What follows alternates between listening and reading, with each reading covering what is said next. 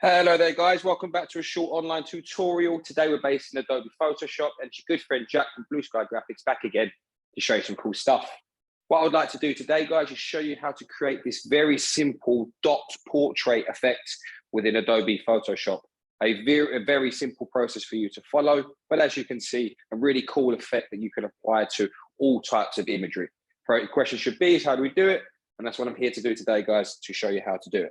Okay, so just going to highlight that top layer and remove it, and let's continue. And let's start with our original image of this this lady. Okay, so I'm going to be applying some filters to this particular image. So as always, I always recommend you to apply a smart object to this layer. Okay, I'm just going to duplicate the image first of all by pressing Command J on Mac or Control J on Windows, just so that we've got a spare.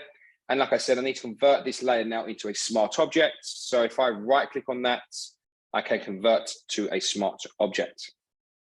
Okay, with that layer highlighted, I'm now going to come to our filter and use our filter gallery here. Just going to press Control Command 0 to go into normal mode here, right? And these are now where we come through and apply some filters to our image here through the filter gallery. Now, the first one that I would like to be applying is graphic pen, okay? What you should always make sure is when you're in that particular filter group, the color is dictated by the foreground and background color here. As you can see, I have the foreground color as black and the background color as white. So if I now go back into filter gallery,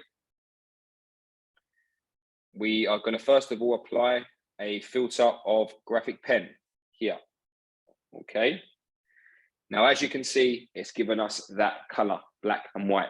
Now, if you were to change those colors, the filter would change there. But for this particular effect that we're going to use, black and white would be the best colors to go for. Okay, so now what I need to do is apply another filter on top. So I'm just going to come to this plus sign down here and add another filter. The filter that I want to apply will be now stained glass. Okay. So I'm going to bring this down probably here to about, let's say 1. Let's take this down to 0. Let's say around 5 for that image there, let's say. And as you can see, our dot art and our portrait of dots here is really coming to life. And now what I'm going to do is come through and press OK. And there you have it, guys.